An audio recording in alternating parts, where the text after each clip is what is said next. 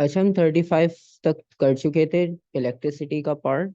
और आज हम इसी को कंटिन्यू करते हैं, कुछ क्वेश्चंस देख लेते हैं अगर डिफरेंट मिलते हैं हमें। और जो सेम कॉन्सेप्ट्स होंगे कल वाले उनको हम फिर फास्ट फॉरवर्ड कर लेंगे। और बाकी फिर इसमें प्रैक्टिकल इलेक्ट्रिसिटी का सेक्शन है, जिसमें आपको बताया था कि बिल कैलकुलेट करना, फ्यूज, सेफ्टी प्रिकॉशंस, और ये सारे जो क्वेश्चंस हैं वो उसमें इंक्लूडेड हैं। फिर हमारे पास बस इलेक्ट्रोमैग्नेटिज्म का सेक्शन रह जाएगा, तो उसके लिए पूरा दिन है, तो हम आराम से ये भी 3 दिन में कंप्लीट हो जाएगा। फिर उसके बाद हमारे पास न्यूक्लियर है, वो तो 2 दिन में भी बहुत आराम से कंप्लीट हो जाएगा स्पेस को मिलाकर, क्योंकि उसके क्वेश्चंस भी कम आने। तो हो सकता है कि फिर हम अपनी ईयरली जल्दी स्टार्ट कर लें, फर्स्ट से स्टार्ट कर लेंगे, तो हमारे पास जो है वो 5 दिन हो जाएंगे ईयरलीज के लिए। और 2 वेरिएंट भी एक दिन में सॉल्व करेंगे, तो उसके हिसाब से हमारे 10 पेपर्स तो सॉल्व हो ही जाएंगे। और बाकी फिर आप अपने एंड पे प्रैक्टिस कर लेना, तो काफी कुछ आपका हो जाएगा प्रैक्टिस। अच्छा, अब इसमें है 36 में, metal wire has a length and a cross sectional area, what is the resistance proportional to. Simple आपसे फॉर्मूला ही पूछा है इन्होंने 36 में। ठीक है, आपने R equals to rho L upon A को कंसिडर करना है। तो लेंथ अपॉन एरिया का मतलब है ऑप्शन सी। ठीक है।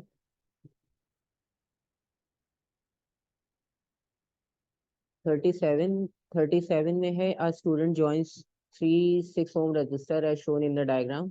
टोटल रेजिस्टेंस बतानी है, ये भी शायद रिपीट हुआ है क्वेश्चन इस तरह का, पहले भी था ऊपर, बस फॉर्मेशन थोड़ी सी शायद डिफरेंट थी। तीनों पे आपने क्या करना है, पैरेलल का फॉर्मूला अप्लाई करना है। ठीक है, 0.5।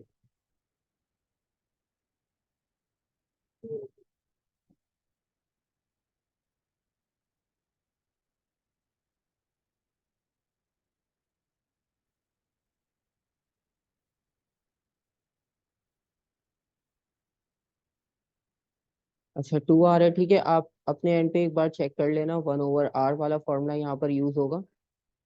1/6 प्लस 1/6, 3/6 हो जाएगा बेसिकली। तो 3/6 का मतलब है 1/2, और रेसिप्रोकल करेंगे तो 2 आंसर होगा, सिंपल।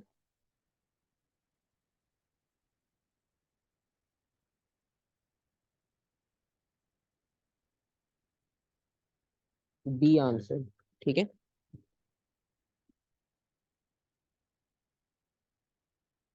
ठीक है, 38 देखो आप।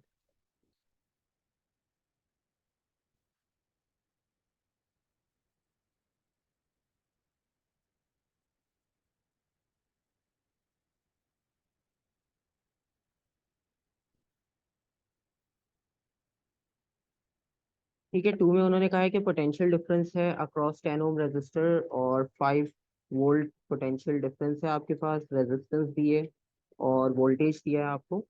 How much charge pass through, और चार्ज उन्होंने कहा है कि आपसे आपने फाइंड आउट करना है। और टाइम की वैल्यू उन्होंने आपको दी है 30 सेकेंड। ठीक है, तो ये सारी वैल्यूज हैं आपके पास, और इन वैल्यूज को यूज करके आपने कैलकुलेट करना है चार्ज क्यू।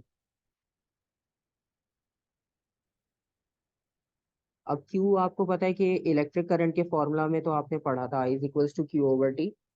ठीक है, और बाकी अब यहाँ पर आपके पास देख लो, क्वांटिटीज लिख देता हूँ, तो एक फॉर्मूला जल्दी क्लिक हो जाता है सारी क्वांटिटीज देख के।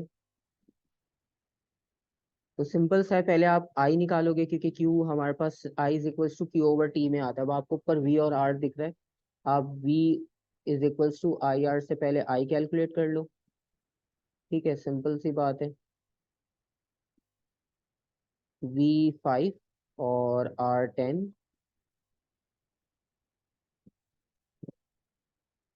तो 0.5 आ रहा है इलेक्ट्रिक करंट। ठीक है, और अब आप I equals to Q over T से निकाल सकते हो वैल्यू, एम्पियर।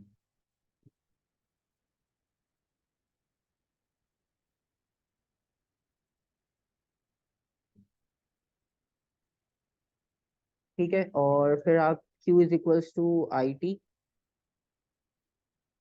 तो 0.5 मल्टीप्लाई बाय 30 सेकेंड्स, तो आंसर आ रहा है आपके पास B 15। सही।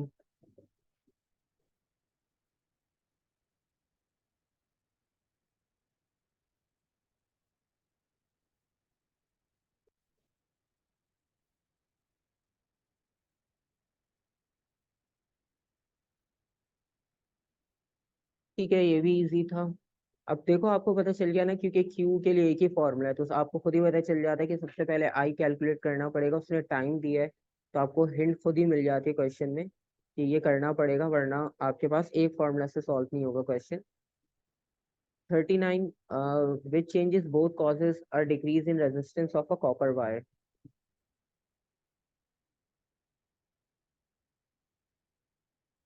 जिसकी वजह से आपके पास दोनों वैल्यूज ऐसी हो जिसमें रेजिस्टेंस डिक्रीज हो जाए।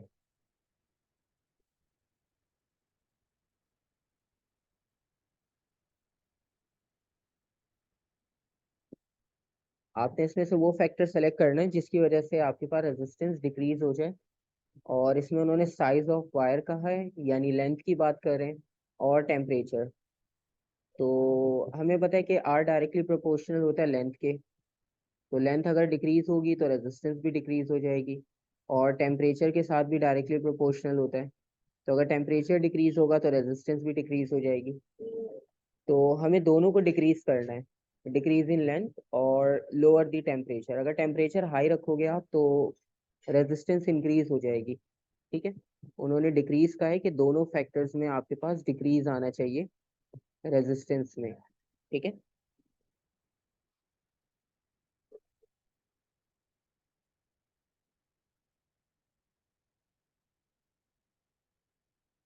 अच्छा, इसमें वैल्यूज थोड़ी सी मिक्सअप हो गई। एक तो 80 नजर आ रहा है, लेकिन resistance of cylindrical P is 80। अच्छा सही है, उन्होंने आपसे जो है वो 80 ओम्स जो है वो इसकी रेजिस्टेंस दी है आपको, क्योंकि वायर क्यू की रेजिस्टेंस उन्होंने आपसे पूछी है। ठीक है, तो 80 ओम्स इसकी रेजिस्टेंस है। और उन्होंने कहा है कि क्यू आपके पास सेम मटेरियल से बना है, तो इसका मतलब ये है कि रेजिस्टिविटी सेम हो जाएगी। ठीक है, तो सेम मटेरियल से बना है, और सेम मटेरियल का मतलब ये हुआ। बाकी देख लेते, cross sectional area of Q is 4 times. अच्छा, क्रॉस सेक्शनल एरिया आपके पास यहाँ पे 4 टाइम्स है, एक ये इंपॉर्टेंट चीज आ गई। और लेंथ आपके पास ट्वाइस है।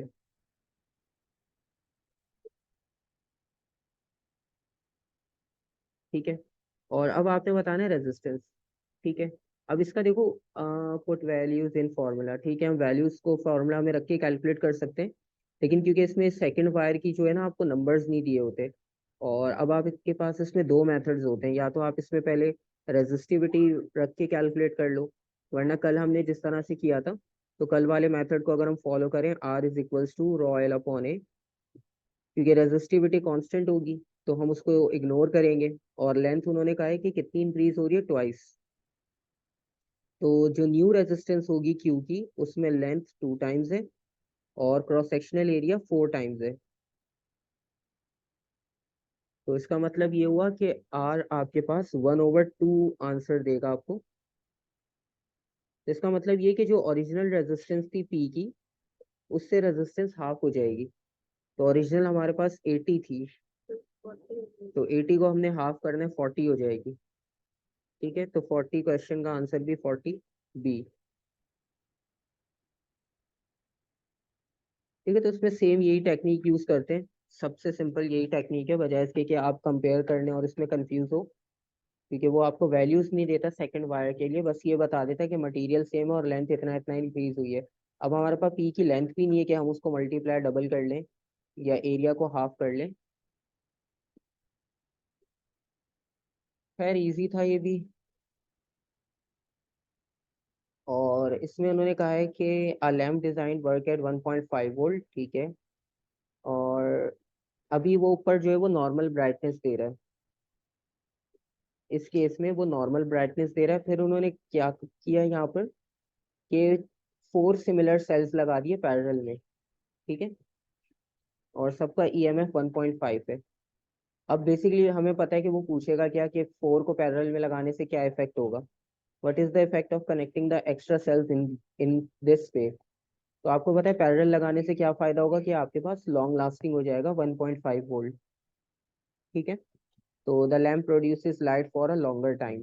तो लॉन्ग लास्टिंग होने का मतलब ये है कि आपके पास अब उसकी ब्राइटनेस ब्राइटनेस सेम रहेगी, लेकिन आपके पास वो लॉन्ग टाइम के लिए कंटिन्यू करेगा अपनी ब्राइटनेस को। वैसे इसमें इनको एक ऑप्शन देना चाहिए था कि और ब्राइट हो जाएगा, वो ज़्यादा कंफ्यूजिंग होता है जो उन्होंने ऑप्शंस दिए हैं। ठीक है, उसके बाद है कि पोटेंशियल डिवाइडर है, और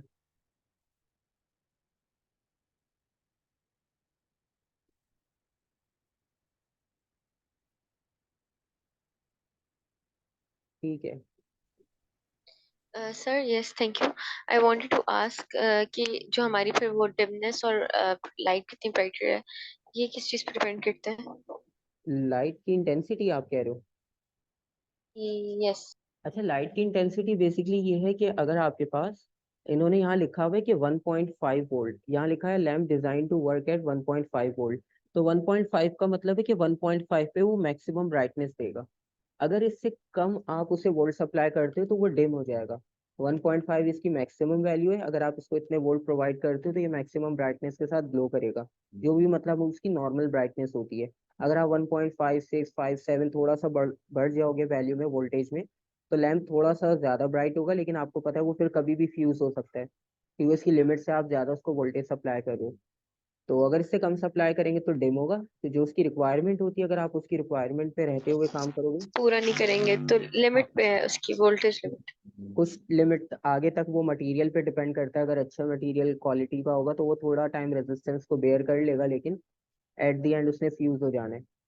ठीक है।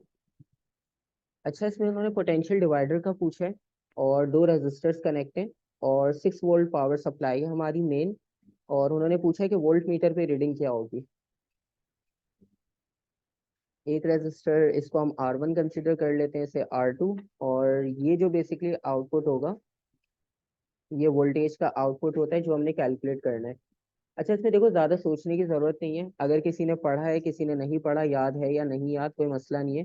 सिर्फ इसका एक ही फॉर्मूला, पोटेंशियल डिवाइडर का कोई भी सवाल हो, एक ही फॉर्मूला से आपने इसको सॉल्व करना होता है।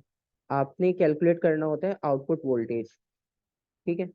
अब इनपुट वोल्टेज वैसे तो वो कुछ भी अननोन दे सकते हैं, मर्जी उनकी है, लेकिन फॉर्मूला बेसिकली इसका ऐसा बनता है कि जब भी आप आउटपुट वोल्टेज कैलकुलेट कर रहे हो, तो आपको ये पता होना चाहिए कि आपका वोल्ट मीटर लगा हुआ कौन से रजिस्टर के साथ है।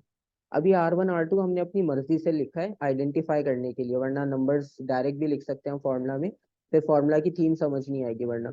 अब लेट सपोज ऊपर वाला R1 है, नीचे वाला R2 है, तो जो आपके पास वोल्ट मीटर जिस रजिस्टर के साथ कनेक्ट हो, अभी हमारे पास R2 के साथ कनेक्टेड है, तो जो आपके पास आउटपुट वोल्ट मीटर जिसके साथ कनेक्ट होगा उस वैल्यू को आप रखोगे न्यूमरेटर में।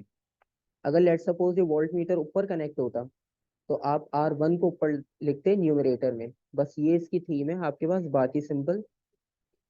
नीचे दोनों ऐड हो जाएंगे, ऐड इसलिए हो रहे हैं क्योंकि दोनों सीरीज में।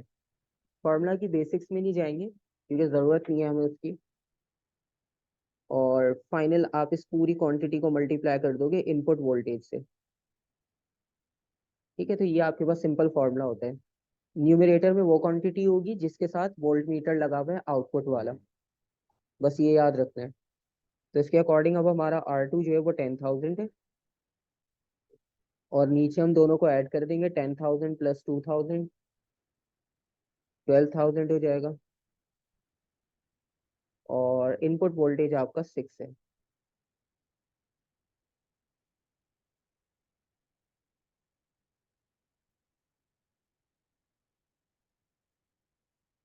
डी आंसर आ रहा है, कैलकुलेटर के बगैर भी करोगे तो 5 वोल्ट आंसर मिल जाएगा, डी।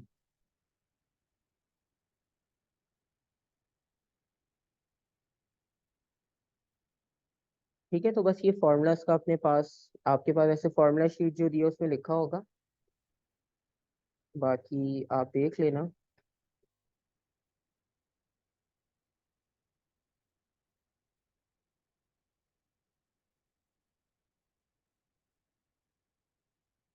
और length of resistance wire is use as a resistor in a simple circuit. अच्छा, अब रेजिस्टेंस वायर है आपके पास, basically 4 separate changes are made to the wire. ठीक है, चेंजेस हमने बेसिकली यहाँ पर किए हैं, और टोटल 4 चेंजेस किए, और उसमें से वो कह रहा है कि which change will not reduce the value of the resistance of the wire। मतलब कौन सा फैक्टर ऐसे जिसकी वजह से कोई चेंज नहीं आ सका आपके पास इस वायर के अंदर रेजिस्टेंस की? तो it is covered in an insulating sleeve, it's cross sectional area is increase. अच्छा, क्रॉस सेक्शनल एरिया से तो हमें पता है कि चेंज आता है, तो ये तो पॉसिबल ही नहीं होगा। ठीक है, तो ए अभी तक हमें लग रहा है कि ए सही होगा, बी तो बिल्कुल नहीं होगा, लेंथ भी बिल्कुल नहीं होगा, इट्स टेम्परेचर, टेम्परेचर भी नहीं होगा। तो सिंपल सा आंसर है ए, क्योंकि बाकी तीन फैक्टर से तो इफेक्ट पड़ता है, बाकी पहला फैक्टर ऐसे जिसकी वजह से कोई इफेक्ट नहीं होता, तो ए आंसर होगा इसमें।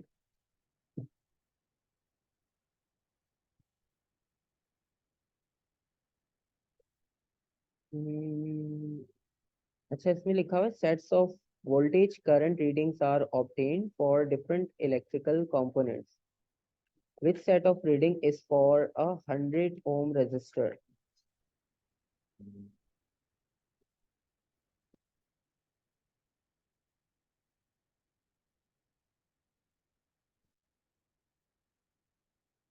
इसमें आपने बताना है कि 100 ohm रेजिस्टेंस के लिए कौन सी रीडिंग है।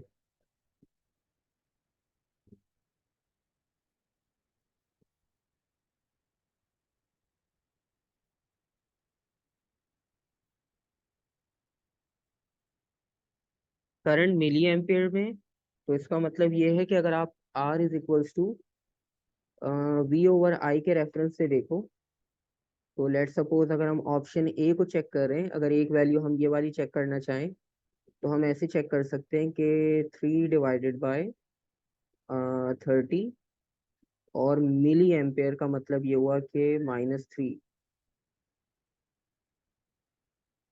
इसका आंसर चेक करो कितना आता है आपके पास। ये नेगेटिव का मतलब ये कि डिफ्लेक्शन लेफ्ट सर पर बी है। बी में आ रहा है। बी में आके सारे के सारे 100 आ रहे हैं। सही है, बस आपने ये चेक करना है सबका आंसर 100 में आना चाहिए। ठीक है, इसमें अब जिस तरह इसका 100 आ रहा है, तो आप इस तरह से चेक कर लोगे कि 100 किस किस में आंसर सर आ रहा है। एक एक वैल्यू करनी है? अच्छा, अब इसमें आप देखो कि जो वैल्यूज नेगेटिव में है ना, आप देखो कि अगर आपके पास नेगेटिव वैल्यूज आप चेक करो, अब देखो यहाँ पर 100 आ रहा है फर्स्ट में, आप इसमें चेक करोगे, अगर इसमें 100 नहीं आया तो आप ऑप्शन ए कैंसिल कर दोगे। अब आप बी में देखो कि जितनी वैल्यूज लेफ्ट पर नेगेटिव में ना, वही सेम वैल्यू राइट पे पॉजिटिव में। ठीक है, तो इससे भी आपको आइडिया हो जाएगा कि यही आपके पास सेम वैल्यू देगा, क्योंकि इतनी पॉसिबिलिटी और इतना टाइम भी नहीं होता कि हम सारी वैल्यूज को इंडिविजुअल चेक करें, तो थोड़ा सा हिंट आपको ये भी मिल जाएगा कि नेगेटिव में जो वैल्यूज सेम होंगी वही पॉजिटिव पे जब आपको सेम मिल रही होंगी, तो उसी में आपके पास 100 आएगा। तो सबसे पहले आप उस ऑप्शन को चेक कर लो, तो इससे आप सबसे पहले ऑप्शन बी चेक करोगे, तो आपको जो है वो आंसर मिल जाएगा। तो बी में आपके पास 100 आएगा। तो इसमें एक हिंट ये है कि आप लेफ्ट राइट की वैल्यू सेम चेक कर लो, उसके बाद जो है वो फिर आप उसमें कैलकुलेशन सबसे पहले चेक करो, बजाय इसके आप ABCD सीक्वेंस फॉलो करो।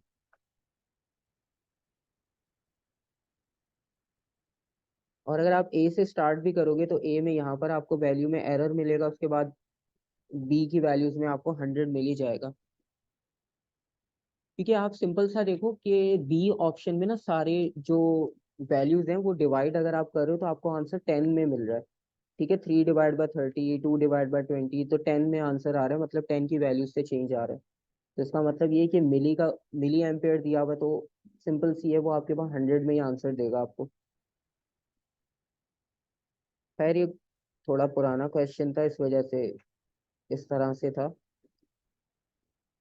और उसके बाद उन्होंने कहा है कि आपके पास which row describe the charge on an electron and the direction of electron flow. अच्छा, कल हम यही बात कर रहे थे कि पॉजिटिव नेगेटिव की हम जब डिस्कस कर रहे थे, तो जब इलेक्ट्रॉन फ्लो की बात आती है। अच्छा, वर्कबुक अभी मैंने प्रिंट आउट्स नहीं करवाए थे, क्योंकि एक तो टाइम शॉर्ट था, और P2 के लिए और सेशन पूरा करना था, लेकिन बस वो मेरे अपने कुछ कामों की वजह से नहीं हो पाया था। सॉफ्ट कॉपी जो है वो कंप्लीट टॉपिकल्स जो है वो ग्रुप में सेंड कर देते थे, क्योंकि इसमें बहुत सारे पेजेस ऐसे हैं कि जो जिसमें क्वेश्चंस एक्सक्लूड हो गए, तो मैं इसको अपडेट नहीं कर पाया था। तो वो टॉपिकल्स मैं इसलिए आपको सेंड कर देता हूँ। तो लास्ट में कंपाइल भी भेज दूंगा, मसला नहीं है, क्योंकि सॉफ्ट कॉपी आपको पता है देते नहीं है वैसे, लेकिन फिर भी ये है कि चलो टॉपिकल्स मैं करके भेज देता हूँ आपको, क्योंकि सर इसमें इसका बहुत। ए होगा ना? हाँ, बहुत सारे क्वेश्चंस ऐसे जो हमने नहीं करने इसमें, तो उनको मैं माइनस करके भेजता हूँ ताकि कंफ्यूजन ना हो। अच्छा खैर, इसमें हम इलेक्ट्रॉन फ्लो की बात करें, और कल हम ये बात कर रहे थे जब वो आपसे पूछेगा कि इलेक्ट्रॉन फ्लो या नॉन कन्वेंशनल करंट, तो इलेक्ट्रॉन फ्लो का मतलब ये हुआ कि आप नेगेटिव टू पॉजिटिव की बात कर रहे हो। ठीक है।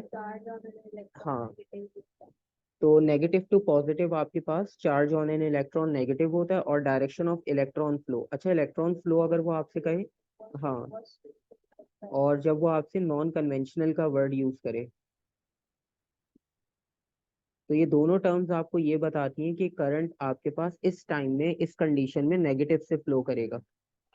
इलेक्ट्रॉन फ्लो का मतलब ही ये होता है, क्योंकि पहले कॉन्सेप्ट ये था साइंटिस्ट का कि नेगेटिव से फ्लो करता है, लेकिन बाद में फिर जब सारी चीजें डिस्कवर करने के बाद और वो सब ये डिसाइड किया कि पॉजिटिव से जो है वो फील्ड फ्लो करती है, पॉजिटिव से ही जो है वो करंट फ्लो करेगा, क्योंकि पॉजिटिव हाई पोटेंशियल है, नेगेटिव लो पोटेंशियल। तो ए आंसर होगा। अगर कहीं पर वो नेगेटिव पूछेगा तो वो क्लियरली मेंशन करता है इलेक्ट्रॉन फ्लो। ठीक है, ताकि कंफ्यूजन ना हो। इसमें भी जर्नल क्वेश्चन पूछा, तीनों रेजिस्टर्स आइडेंटिकल हैं। आइडेंटिकल रेजिस्टर्स ने सीरीज में लगाया, उन्हें पैरेलल में लगाया। ठीक है, और जब सीरीज में लगाया तो उनकी रेजिस्टेंस आई 6 ओम। तो 6 ओम का मतलब ये कि हर रेजिस्टर कितने ओम्स का होगा, 2 ओम्स। ठीक है, तीनों आइडेंटिकल हैं, और तीनों को जब आपने सीरीज में लगाया तो आपके पास आंसर आपको मिला है 6 ओम्स। ठीक है, तो इसका मतलब ये हुआ कि तीनों को इक्वली डिवाइड करेंगे तो 2 ओम्स 2 ओम्स 2 ओम्स। अब उन्होंने क्या कहा है कि आपने कंबाइंड रेजिस्टेंस फाइंड करनी है जब वो पैरेलल में कनेक्ट है। तो पैरेलल में कनेक्ट करने का मतलब ये है कि 1/R = 2। अब आपको इतना तो डायरेक्ट भी पता चल गया, बजाय इसके हम 1/2 1/2 1/2 तीनों को ऐड करें तो हम इसको सर थ्री 2/3 को हम और टू बाई बी। थ्री हो जाएगा, ये रेसिप्रोकल होके। तो बी आंसर बन रहा है। ठीक है,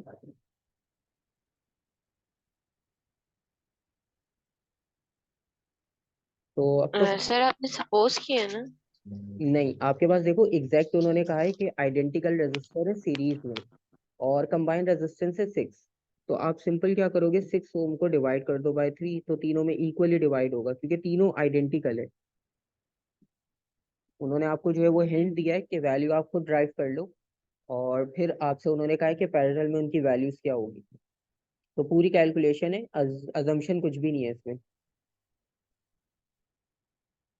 क्योंकि आइडेंटिकल का मतलब ये होता है कि बिल्कुल आपके पास उनकी सारी प्रॉपर्टीज सेम है, वैल्यूज भी सेम है। और उसके बाद फिर हम नेक्स्ट देखते हैं 47। अच्छा, 47 ये मैग्नेटिज्म में भी था, ये वाला रिपीटेड है। उसमें था कि इलेक्ट्रोमैग्नेटाइज हो जाएगा, आयरन ऊपर की तरफ मूव करेगा। हाँ, तो उसमें क्वेश्चन ये था व्हेन स्विच इज ओपन, तो जब स्विच ओपन होगा, तो मतलब ये वाले स्विच की बात करें, जब आप इसे ब्रेक कर दोगे यहाँ पे इस तरह से, तो वो ड्रॉप होगा और वो मेटल के साथ, हाँ, रिंग करना शुरू कर देगा। ए होगा इस पे, ए, आयरन ड्रॉप्स और बेल रिंगिंग, क्योंकि ये वाला सर्किट कंप्लीट हो जाएगा ना। जब तक करंट पास हो रहा होगा सर्किट कंप्लीट में, तो ये ऊपर की तरफ अट्रैक्ट रहेगा, और जैसे आपने स्विच को ओपन किया, ड्रॉप होगा आयरन, और आयरन ड्रॉप होने के बाद मेटल को स्ट्राइक करेगा और बेल आपके पास रिंग करेगी। वैसे ही रिपीटेड क्वेश्चन है, ये मैग्नेटिज्म में हम कर चुके हैं।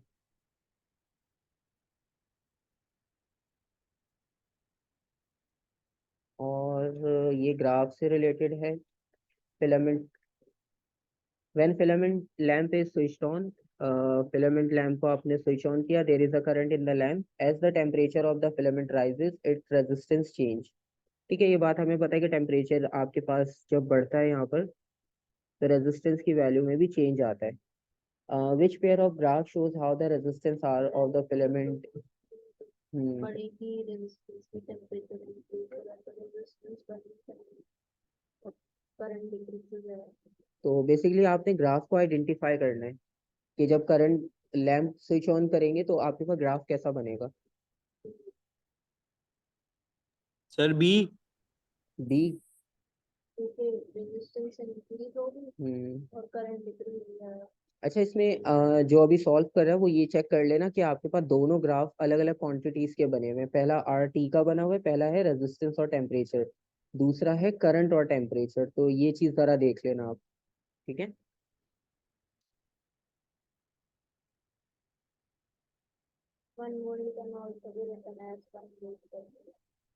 ठीक है, 48 में कोई कंफ्यूजन? ये करंट आपके पास डिक्रीज होगा और टेम्परेचर के साथ। ठीक है, टेम्परेचर इंक्रीज होगा तो रेजिस्टेंस इंक्रीज होगी, और पहले वाले ग्राफ में आपको इंक्रीज शो किया और दूसरे में करंट को डिक्रीज शो किया। और ये वाला भी रिपीटेड है बेसिकली, 49 वाला। Work done per unit charge is equals to voltage. ये भी सिंपल है, इफेक्टिव रेजिस्टेंस बतानी है।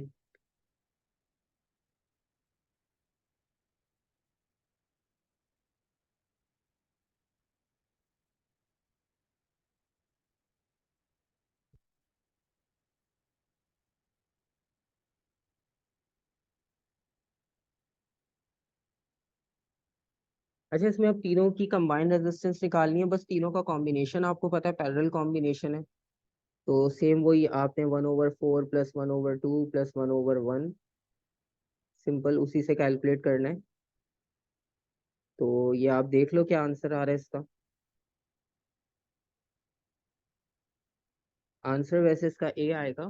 कैलकुलेशन एक बार अपने एंड पे भी चेक कर लेना। सर ए। ठीक है। ठीक है, अब इसमें कॉन्सेप्ट तो समझ आ गया। अब इसमें कोई मसला तो नहीं है कि मतलब पहली बार ऐसा हो, तो कोई इतना वो नहीं है इसमें।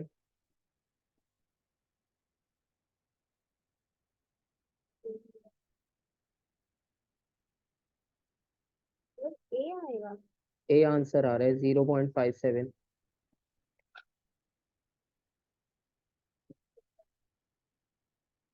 इसमें आपने 1/4 प्लस 1/2 प्लस 1 किया, तो 7/4 का मतलब है ये 1/r का आंसर आया अभी 1.74। अब आप इसे रेसिप्रोकल करोगे। असल में हम कभी कभार रेसिप्रोकल करना भूल जाते हैं। 1.75, सॉरी। हम्म। रेसिप्रोकल में बस कंफ्यूजन होता है, रेसिप्रोकल करना नहीं बोलो, बाकी तो आसान है। 0.571 आ रहा है ऑप्शन ए।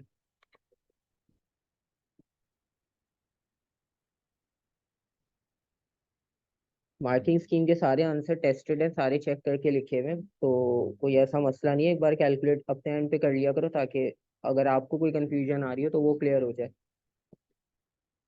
ओम्स लॉ की स्टेटमेंट है that the current in a conductor is directly proportional to potential difference across it provided that a certain quantity remains constant. Sir temperature C. 50 वाले में समझ नहीं आया। 50 वाले में देखो तीनों पैरेलल में कंबाइन है, हमने पैरेलल का फॉर्मूला लगाया सिंपल तीनों पे। ये वाला फॉर्मूला सिंपल पैरेलल कॉम्बिनेशन का हमने यूज करना है रेजिस्टर का।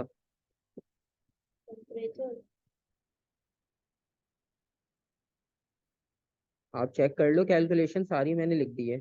और 51 का आप आंसर बता रहे हो टेम्परेचर, बिल्कुल सही है। टेम्परेचर और फिजिकल स्टेट जो है वो कंडक्टर की सेम रहनी चाहिए, मतलब ऐसा नहीं हो कि बीच में आप टेम्परेचर बढ़ा दो या कंडक्टर को बीच में से ब्रेक कर दो, कट कर दो, और आप बोलो कि अब तो डायरेक्टली प्रोपोर्शनल नहीं है, तो इसलिए उसने स्टेटमेंट में ही कंडीशन मेंशन कर दी थी। ठीक है, आगे चलें। 50 में कोई कंफ्यूजन?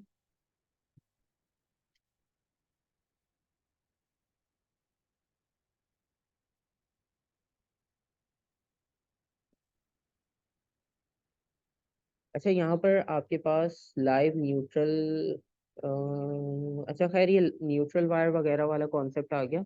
इसको अभी हम डिस्कस करते हैं प्रैक्टिकल इलेक्ट्रिसिटी में, इसको वहाँ सॉल्व करेंगे।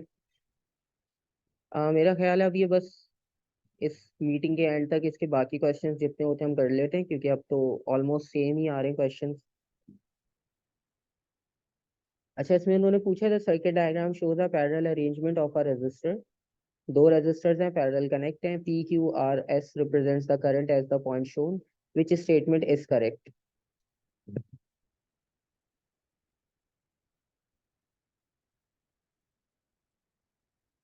तो कौन सी स्टेटमेंट करेक्ट होगी आपके पास? P is greater than Q। अच्छा, इन्होंने करंट की यस सर ए।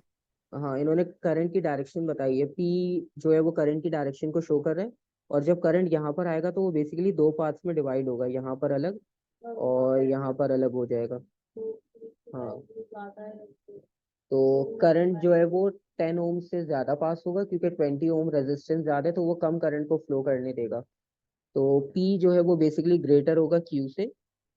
और बाकी options, Q is equal to R, ये तो पॉसिबल नहीं है सेकंड, क्योंकि दोनों की रेजिस्टेंस अलग है, तो करंट की वैल्यू Q से ज्यादा होगी।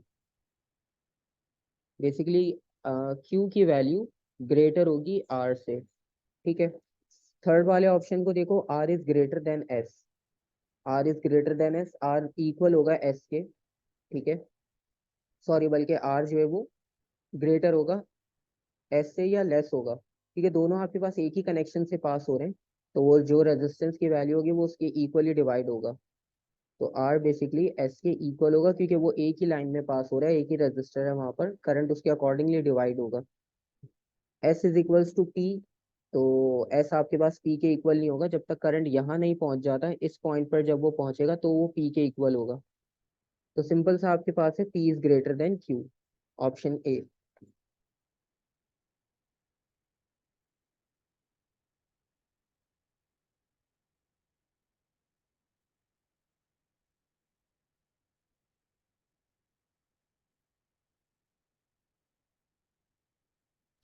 सर मुझे ये वाला इतना क्वेश्चन समझ नहीं आई। 53 में बेसिकली आपने ये करना था कि करंट को डिवाइड करना था।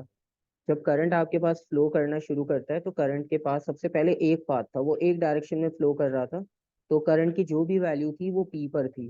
तो पी समझो आपके पास बिल्कुल मैक्सिमम वैल्यू पर था, सबसे पहली चीज। जब वो इस जंक्शन पर आएगा तो इस जंक्शन पर आने के बाद वो दो जगह डिवाइड होगा। अब करंट की वैल्यू जो यहाँ पर होगी आई पर, मतलब 10 ओम पर, वो ग्रेटर होगी, मतलब करंट जो फ्लो कर रहा है Q पॉइंट से वो ग्रेटर होगा R से, क्योंकि यहाँ पे रेजिस्टेंस कम है 20 से। तो जब रेजिस्टेंस कम होती है तो करंट वहां पे ज्यादा फ्लो कर सकता है, क्योंकि रेजिस्टेंस करंट दोनों इन्वर्सली चलते हैं। और 20 ओम पर अगर आप देखो तो करंट की वैल्यू वहां पर लेस होगी एज कम्पेयर टू Q। ठीक है, और R और S की जहां तक बात है तो R और S एक ही पाथ में है, बेसिकली सिर्फ कंफ्यूज करने के लिए शो किया है कि जब S रेजिस्टर से पास हो जाएगा तो शायद कुछ लोग ये समझे कि करंट की वैल्यू अब डिक्रीज हो जाएगी। हालांकि करंट जब जंक्शन से डिवाइड होता है, ये जो फर्स्ट आपके पास मीटिंग पॉइंट था, तो यहाँ से वो उसी के अकॉर्डिंगली डिवाइड होता है कि रजिस्टर कैसे लगे हुए हैं, कंपोनेंट्स क्या लगे हुए हैं। तो इस वजह से यहाँ पर अगर आप ऑप्शंस देखो तो सब ऑप्शंस को जस्टिफाई कर दिया उन्होंने, कहा Q is equals to R।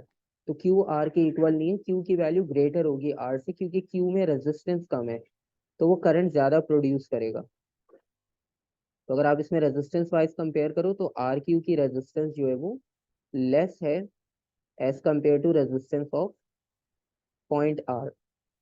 तो इसलिए सेकंड ऑप्शन पॉसिबल नहीं है, थर्ड ऑप्शन पॉसिबल नहीं, क्योंकि आर एस दोनों एक ही लाइन में है, तो दोनों पे आपके पास सेम करंट होगा।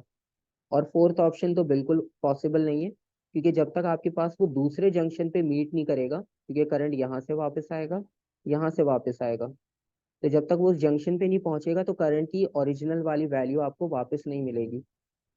तो इस वजह से तीनों ऑप्शन पॉसिबल नहीं है, सिंपल ए ऑप्शन आपके पास पॉसिबल है। ठीक है,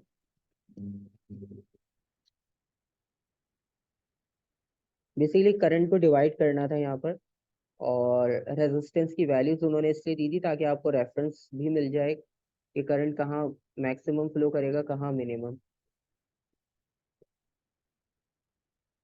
और इसमें पोटेंशियल डिफरेंस को डायरेक्टली प्रोपोर्शनल इलेक्ट्रिक करंट करना है, ओम्स लॉ का ग्राफ आइडेंटिफाई करना है बेसिकली।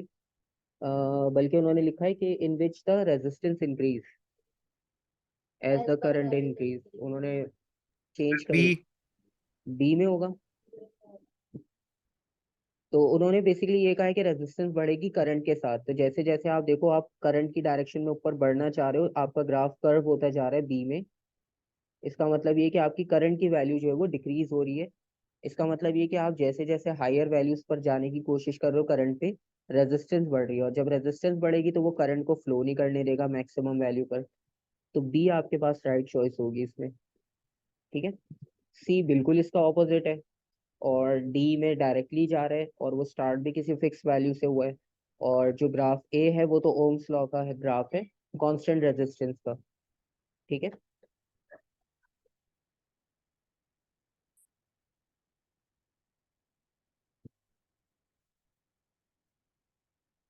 इसमें ये बताना what is the resistance of the resistor R. ऐसे क्वेश्चन भी हम ऊपर कर चुके हैं कल वाली उसमें, और उन्होंने कहा था ammeter has negligible resistance, मतलब एम मीटर की रेजिस्टेंस को निगलेक्ट कर दो। और what is the resistance of the resistor.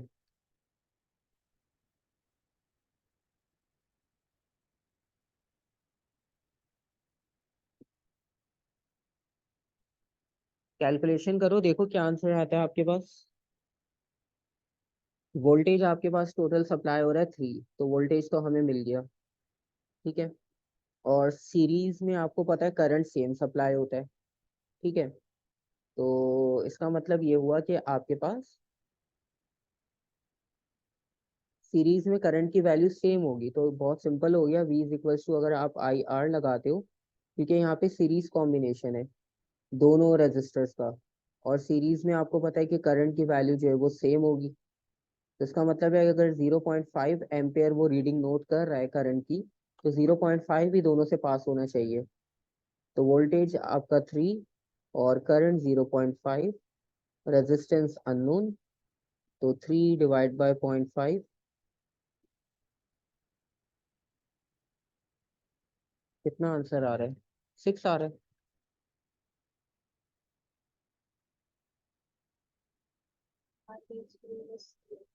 और इसमें ये है आपके पास कि जो आपकी रेजिस्टेंस है, वो आ रही है 6।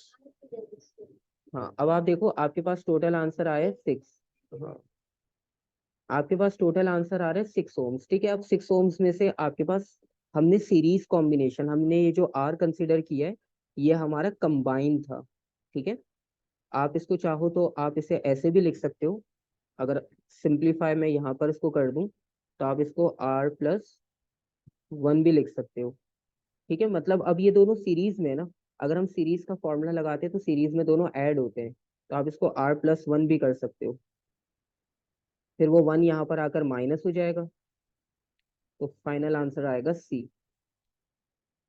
ठीक है, सीरीज में, वरना आप ऐसे भी कर सकते हो, 6 आ गया, 6 में से 1 माइनस कर दो, तो आंसर आएगा 5।